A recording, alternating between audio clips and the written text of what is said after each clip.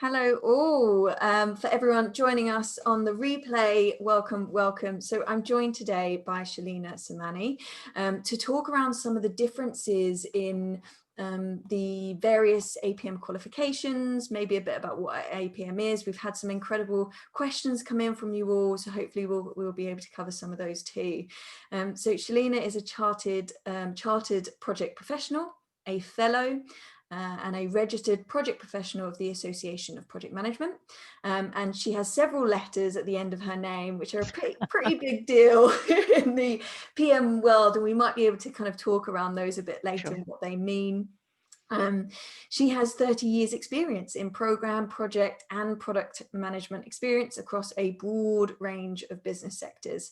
And in addition to being a single parent, Shalina has worked in 70 plus countries, is a chartered project manager and ex-chief examiner of the APM, with some experience with PMI as well, which is the Project Management Institute. And I believe that they're a bit more US based. So firstly, thank you, Shalina, for joining me today. A pleasure. It's always nice to catch up and have conversations with good people. So happy to be here. Thank you. So I'm going to go straight to some of the questions that we've had. Please. And there was a kind of a more broad, I've kind of bunched them all together, but to kind of really hone in on the key ones. And there was kind of a broad question around there being lots of qualifications out there. You know, some of the ones that we've heard are Prince 2, PMI, and APM. What would you say has been the benefit for you of being part of the APM? Okay, gosh, that's a big question in itself. So let's just spell a few things. So PMI is an organization rather than, sorry, always good to cough straight away. Excuse me. So PMI is an organization, Project Management Institute, based out of the US, has worldwide coverage and a number of examination offerings, the most popular of which is called the PMP, the Project Management Professional, which we affectionately used to call the PIMP. And that is a multiple choice exam and allows people to capture knowledge is basically it. And that's the most frequently sought certification from PMI, although I would stress there's a breadth of huge amounts of opportunities for certifications with them across all the major project management areas. APM, Association for Project Management, IPMA, International Project Management Association. Those are the three main organizations that you'll come across. And then obviously there's ISO's International Standards Organization that also have project management content. For me, the association with APM has been long and really interesting. So I've been involved as a contributor for bodies of knowledge. I've been, as you've already said, a chief examiner. I am currently an assessor for chartership as well. So the benefits to me have been working with a community of professionals, learning a lot from them, contributing to the knowledge, but also participating in pushing the project management profession forward. To me, it's really important when you have a passion to make sure you're giving back to it. So APM provides a platform for having discussions, speaking at seminars. These days it's webinars and online efforts and so on. But the main benefits is being part of a community that cares about the same stuff, learning from one another, helping other people grow. Oh, wow, that sounds amazing, especially in the current climate, kind of being part of a network like that, I can see of great value. So there were some comments that we had in around there's kind of not loads, but there's different qualifications on the APM website. There are, yeah. And just kind of some questions, there's kind of two questions. There's one, what qualification makes sense for an event professional, say, who doesn't have formal project management experience, but has kind of been in the world of operations and event management? What would be the best way to go, and what are the differences? Okay, so I'll try and walk them through it. And Jay, I've put together just a summary set of slides and some links. So by all means, share that with folk as well. Let's start from what I would call the basic starter, which is the project management fundamentals. That is a 60-question exam. It's online, it's multiple choice, and I believe you have to get 36 out of 60 right. That is for somebody who's just looking to go, can I show some basic knowledge of project management? for all of the people in this community who have past experience and varied experience, I would not recommend that one. Okay, and that's not to denigrate it. It's an introductory level, more about vocabulary than anything else. The next one up is the project management fundamentals. That's one of the many, and indeed project management fundamentals was one of the many that I was responsible for as chief examiner. So the project management qualification is a 16 question exam. You have to do 10 from 16. And they're essay style questions. So this is where your experience matters more than your vocabulary. So obviously you've got to know enough about the basic processes: risk management, planning, reporting, reviewing, quality, etc. But you do get to choose 10 from 16 and write essay style questions. And they're typically list and describe, explain, that kind of question structure. APM's guidance on it's pretty thorough. The website's gone through so many upgrades that it's really quite comprehensive these days, with lots and lots of links. I reviewed it again this morning to check that the summary information I put together for you was still accurate as we decided to do this. So project management qualification is one that I would recommend because it is a recommendation that provides substance. You have to know what you're talking about, and you have to be able to write that down within a 3-hour exam content and answer the questions quite specifically. So that's gives you an opportunity to demonstrate knowledge and experience. The next one up from that is the PPQ, the project practitioner qualification. And that is a combination accreditation more than an exam. So that consists of a report, a role play, and an interview. Okay, so it's a 3-part, and again, there's a pass-fail aspect to it in terms of, I think it's a 60% success rate, success mark to pass. And then obviously at the moment it's all done online, so you have a set amount of time to do a report against a scenario. You've got a set amount for preparation and delivery of a role play, and then you've got the interview. Total time about 2.5 hours, 2 hours 35 minutes. The next one up from that is the RPP, the Registered Project Professional. That one, please leave aside because it stops being an available certification from the end of this year. And that was a 2-hour put together a summary and an interview and so on. So that's the next one up in accreditations. And then you've got 2 others, which is the chartership and fellowship, which, as you've already said, I happen to have both of. The reason I have both is because I've been with the APM a long time. So as the designations grew, I went to attain them to show my level of expertise, and that's why I have them. So fellowship, which is something I prize, there aren't many of us around the world. And fellowship is about being able to demonstrate a portfolio of not only doing the work, but giving back to the profession. So doing articles, contributing to bodies of knowledge, speaking at seminars, speaking at large conferences, all of that kind of stuff, but actively contributing back to the profession. And that consists of providing a full portfolio, and that is assessed by the assessors for that grade. And then it's an award of pass fail. They may come back with questions and so on.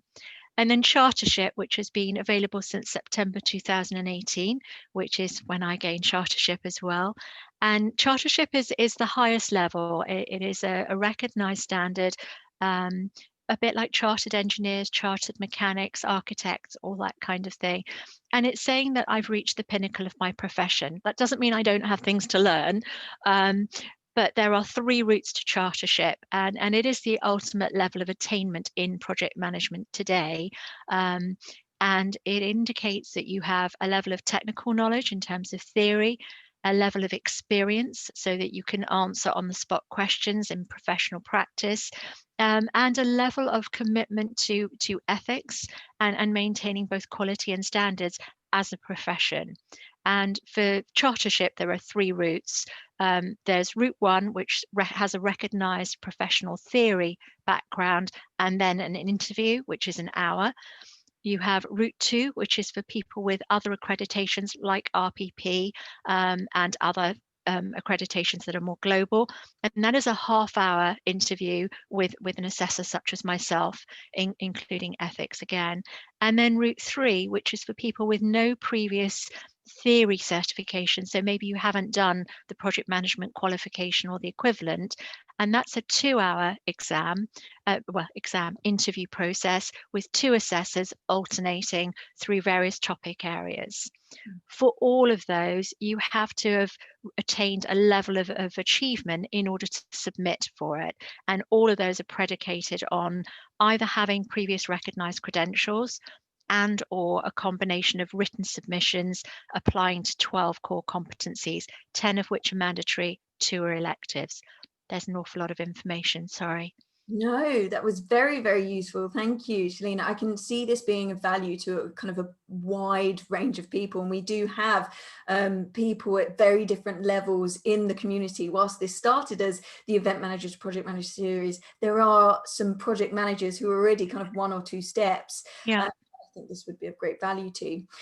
So just to clarify something, the PMQ from said, from what I've graphed, sounds like the qualification potentially to go for if you've been in the events industry, you've got that kind of background, you've got project experience, events is a project, and this could be the qualification, the step into kind of the formal project management credentials. So this is where we get into it depends territory. So I would never give anyone one blanket guidance that would suit all of us, because obviously all of the people that belong to the community have varying experiences and exposure to project management as a theory and practice.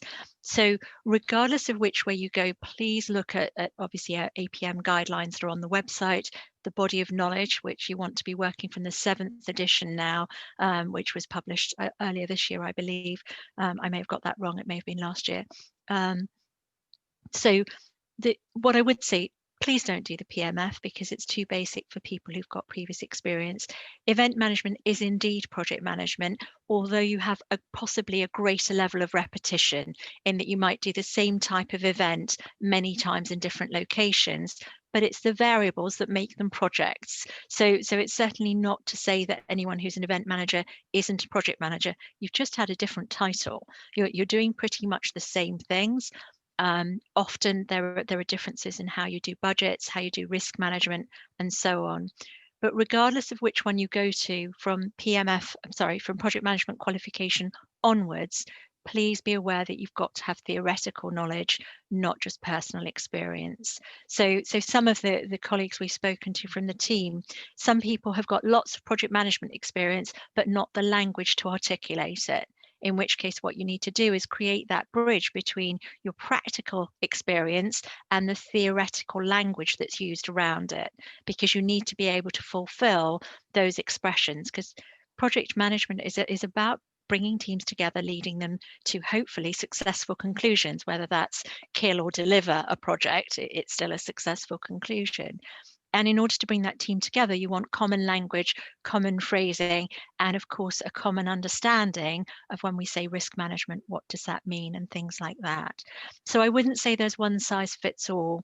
And I appreciate we're focusing on APM for this call, but obviously there are many other organizations and indeed other certifications. We haven't even mentioned things like Agile and some of the Prince 2 stuff and so on. But I would say if you are comfortable in your theoretical knowledge, then the project management qualification should be your start point. And that's the 10 from 16 scenario that we spoke of. Mm-hmm. Yeah, I think that is one of the biggest differentiators that we've identified between event management and project management. What you just said there, Shalina, about project management having a certain jargon that we use, there's a common language, there's a consistency that helps us to make efficiencies, do things quickly because people know what we're talking about, they know what templates we need. Whereas what I found being in the event management space, being an event manager, I became an event manager because I was organized. You know, there was no certain way of doing it. It's just that we're all really organized and we all tend to do our own thing in our own way. Mm-hmm. Whereas that's the biggest difference. I think when you move into project management, there is this common language, there's this consistency that just makes work a bit more efficient and able to work cross-functionally a lot better. I would agree, but I would also point out that for many of us, including me, project management started out as an accidental profession, and we didn't have the language. We had the organisation skills, the tenacity, the articulation, and so on. And then we learned, oh, there's terms for this, there's processes for that, and a lot of it began as common sense work. It certainly did for me. Ahead of any kind of certification, I was just being organised and getting stuff done, because that's what we do. Is whether we're project managers or event managers, we get stuff done, and generally it's for a set of clients, and generally there's conflicts involved and leadership involved, but ultimately we're all very similar. We get stuff done, and it's not necessarily about the value of the project from a financial point of view. It could be the change it creates, and similarly for an event, it may be a relatively simple event, but if it creates change and creates opportunity for people, then that's pretty major, regardless of the financial value of it. Definitely. So Shalina, in terms of getting that theoretical knowledge, is that something that you have to do before applying to do the PMQ, or is that something you learn when you go onto the course? So, and there are different ways of doing it. There are lots of providers offering courses. I won't give any recommendations because that would presume that I do it, which I don't. But also you don't know which student or teacher you get. So I've delivered these training courses, and indeed I've written my own programs. You do not have to attend a pre-written course or a prescriptive course. What you do have to do is have the breadth and depth of knowledge. So the Body of Knowledge 7th edition, which if you become a member of the Association for Project Management, is online. It's an online resource. If you're like me and like books, then you can buy a copy and mark it up, which is what I tend to prefer to do. But of course, if you've got it available online, you can download it and do the same. There are people that will take you through courses. I've done them too, up to 5 days long, going through all of the main knowledge areas and providing highlights in those areas. My personal view is you've got to look at your own learning style and what it is you think you know already. And then we have the benefit, thank goodness for technology. There are so many YouTube clips and videos and podcasts and so on that are available. And almost every recommended or accredited training site from the APM will have information available to you. So I would say scour the web. Okay, before you pay any money for a full course, scour the web for the range of resources available. And then look at your strengths and weaknesses. So there's a lady I'm working with at the moment who's going towards, in fact, a PMI certification. And what we looked at is, where was it when you read about a particular topic? So let's take scheduling.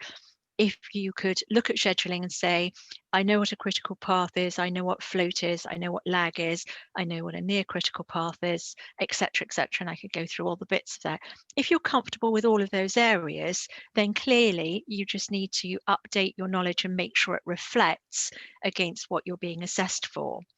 If you look at something like risk and issue management and somebody asks you what a risk or issue register is and you don't know, then clearly you've got work to do in that area. And that has to be a self-assessment kind of thing. So I would encourage you to look at the actual syllabus, which is again published with APM, regardless of which certification, and then look at the content and say, do I understand what this means? And the biggest test, if I had less than 15 minutes to answer a question on this, how much could I write? How much could I say? And would it be fitting in with standards across the world? Because it's not just APM standards, it's global ones. And based on what you said there, Shalina, am I right in saying then that you can just pay to do the exam and find your own way potentially of learning the syllabus? Absolutely, you can. Yes. I see. Yeah. So, and it's really important. And again, in the notes that I've put together for you, I've put in a range of costs for members versus non-members. And in some cases, there's a difference. What I haven't done is given you any costs for attending courses, because again, that would imply that you attend a particular company. You can do this through self-study, which is what I did back in the day. And I've had my APM qualification for at least 20 years now, so it's been a long time. So I would encourage you to recognize that if you are self-motivated, which pretty much most of us as project or event managers are, then chances are you can do this yourself. I would add a little rider that says in these COVID times, lots of people are struggling with mental health. So sometimes it's nice to buddy up and do this as a small group or a work group. And I know, Jay, we've talked about work groups for people and things like that. So sometimes it's nice to do it as a community and learn from one another and realize that actually everybody's going through a learning curve. But if you feel comfortable with self-study, you can choose to read. And as I've said, podcasts and videos and so on are available. Just make sure you read broadly. Don't just follow one line of thought. There are some that will be from different countries. They're just as valid in terms of broadening your depth and breadth of knowledge. So don't be constrained to going, well, if it's not British, I'm not looking at it. There's an awful lot of intelligence available around project management. And the more you consume, the more depth you'll have of understanding and different perceptions. Fantastic. Thank you so much, Shalina. That was all of our questions. I think Okay. the last one was around just kind of around what the opportunities were for kind of professional development and to engage in the industry. And I know that you started the conversation talking a little bit around that. Yeah. If there's any more, but I think you've covered it. There's an awful lot. So to give you an idea, with APM, obviously, if you become a member, and that's an annual payment, and I think there's some things around payment we should perhaps mention. All of exam costs and certification costs are one-off, but maintaining accreditations like chartership and fellowship has an annual renewal fee. Okay, so it's worth being aware of that. The cost of doing the exams or accreditations independently is obviously significantly less than attending a course or program. But you've got to look at your learning style and your emotional state for how you're learning, so that you're aware of what your personal needs are. It may be that you go through stuff and you just want to do Q&As, and in which case you can do coaching and mentoring around that too. So look at that. In terms of what other opportunities there are so many. So there's always bodies of knowledge that are being improved. There are things called SIGs, specific interest groups, and they do publications around things like planning and control, communication, leadership, risk, and so on. So you can join areas of specific interest, hence specific interest groups, and they meet regularly, obviously pre-COVID in person, since COVID, more in forums and obviously forums like this where we can actually talk to one another. So that's also interesting. You can see what's going on with trends, research, contribute what you're doing in your own organization. And of course, there's always opportunities to coach and mentor others, which is important. It's only as you grow other people that you realize your own gaps in knowledge. Yeah, fantastic. Well, thank you so much, Shalina, once again for coming to join us. Thank you. You're very, very welcome. Thanks, Jay.